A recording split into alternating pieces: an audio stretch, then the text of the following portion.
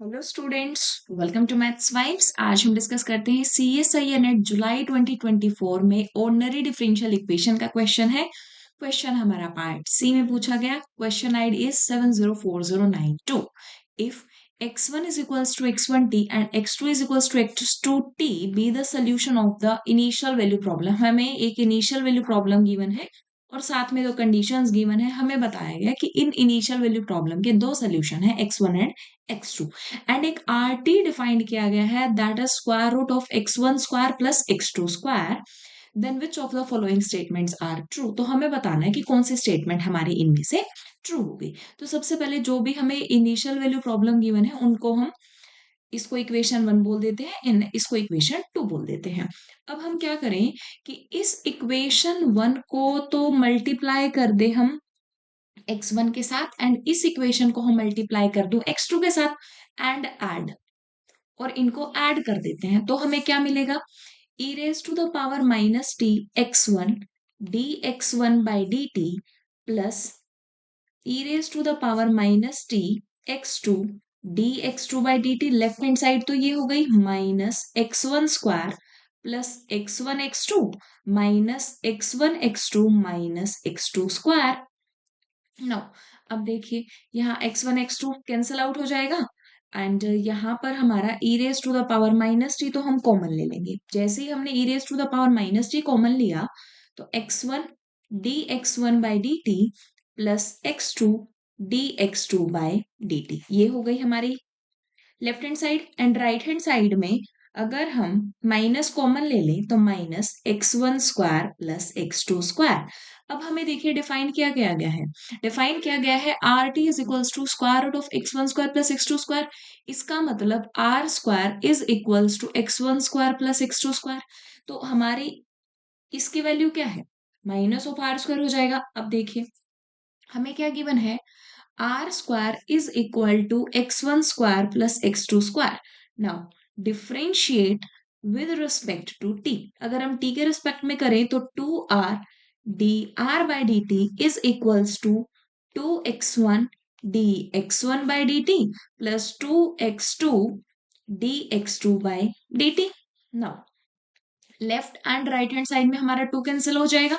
अगर 2 कैंसिल हुआ तो r dr by d t is equals to x1 dx1 by d t plus x2 dx2 by d T.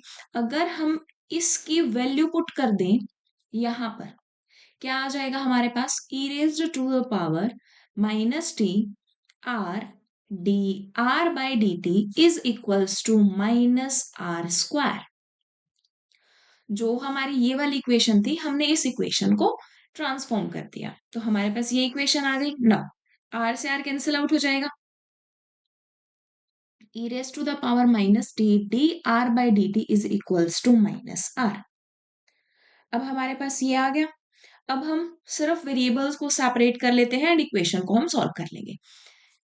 D r by r is equals to d t by e raise to the power minus t. It means minus e raise to the power t t t. No, integrate करना है अब हमें, सिर्फ integrate. अगर integrate करेंगे तो log r is equals to minus e raise to the power t plus c, C1 बोल दे तो r की वैल्यू क्या हो जाएगी, c e raise to the power minus of e raise to the power t। ये हो जाएगा हमारा। ना अब हमें इस c की वैल्यू फाइंड करनी है। c की वैल्यू हम किस तरीके से फाइंड कर सकते हैं, अब देखिए हमें r डिफाइंड किया गया है। r हमें बताया गया कि r हमारा इस तरीके से डिफाइंड है और x1 at 0 and x2 eight 0 की वैल्यू गिवन है। तो अगर मैं r एट 0 निकालना चाहूं तो r एट 0 क्या होगा, x1 at 0 square plus x2 square at 0। Now root x1 at 0 की वैल्यू क्या है 1, x2 एट 0 की वैल्यू क्या है 0। सो ओवरऑल r एट 0 की वैल्यू आ गई हमारे पास 1। Now r at 0 is 1. C e raised to the power minus e raised to the power 0 is 1. तो c e inverse की वैल्यू है 1, it means c is equals to 1 by e inverse, that is e. तो c की value तो आ गई हमारे पास e।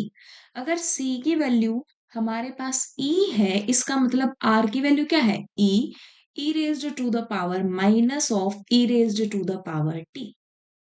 Overall e raised to the power minus e raised to the power t plus 1, ये है हमारा r।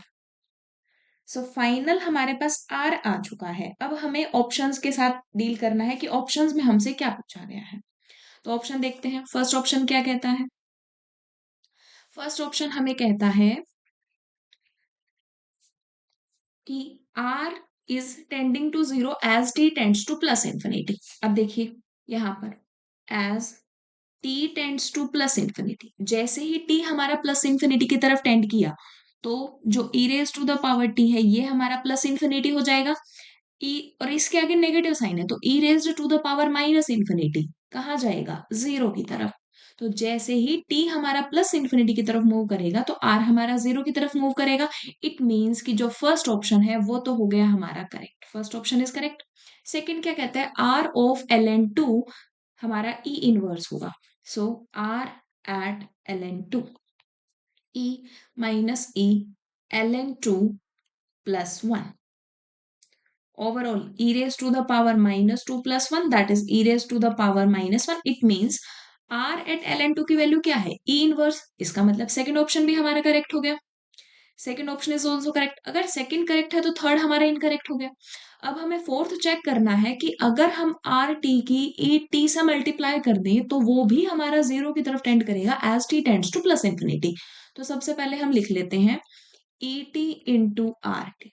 सो ई टी आर टी क्या है? E raise to the power minus e raise to the power t plus 1। So overall e raise to the power minus of e raise to the power t plus 1 plus t. अब देखिए as t tends to plus infinity, जैसे ही T हमारा plus infinity की तरफ move कर रहा है तो जो ये वाला फैक्टर है ये हमारा माइनस इंफिनिटी की तरफ जाएगा।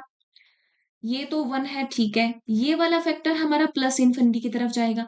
तो हम ओवरऑल ये कंक्लूड नहीं कर पा रहे कि जो ओवरऑल ये वाला जो फैक्टर है वो हमारा किस तरफ टेंड करेगा, प्लस इंफिनिटी की तरफ, माइनस इंफिनिटी की तरफ, जीरो या फिर कोई फाइनाइट वैल्यू। सो इसके लिए हम क्या करें? हम इस फैक्टर में से t को कॉमन निकाल लेते हैं। अगर हम e raise to the power t common निकालिए minus e raise to the power t by t plus 1 by t plus 1। अब देखिए as a t is tending to infinity, as t is tending to infinity, जैसे ही अब t हमारा infinity को tend करेगा तो ये वाला जो फैक्टर है ये वाला फैक्टर तो हमारा जाएगा माइनस इंफिनिटी की तरफ बाय एल हॉस्पिटल रूल। क्यों? अगर हम एल हॉस्पिटल रूल अप्लाई करेंगे तो न्यूमरेटर में तो एक्सपोनेंशियल फंक्शन रहेगा, डिनोमिनेटर में हमारा 1 बन जाएगा। तो नेगेटिव साइन होने की वजह से ये ओवरऑल फैक्टर हमारा माइनस इंफिनिटी की तरफ जाएगा। ये वाला कंप्लीट फैक्टर हमारा जीरो की तरफ जाएगा। इट मीन्स जो ये कंप्लीट ब्रैकेट वाला पार्ट है ये तो हमारा माइनस इंफिनिटी की तरफ गया और ये क्या है? ये हमारा प्लस इंफिनिटी की तरफ जा रहा है। तो ओवरऑल जो ई रेज टू द पावर ये यहाँ जाएगा minus infinity type, it means ये जाएगा जीरो की तरफ। सो यहां से हमें पता चला कि जो r t e raise to the power t है ये हमारा जीरो की तरफ टेंड करता है as t is tending to infinity. That's why हमारा डी ऑप्शन भी हो जाएगा करेक्ट। तो इस क्वेश्चन के करेक्ट ऑप्शन है फर्स्ट, सेकंड एंड फोर्थ। अगर आपको वीडियो पसंद आई हो तो लाइक करें, शेयर करें और अगर अब तक चैनल को सब्सक्राइब नहीं किया है तो सब्सक्राइब करें। Thank you.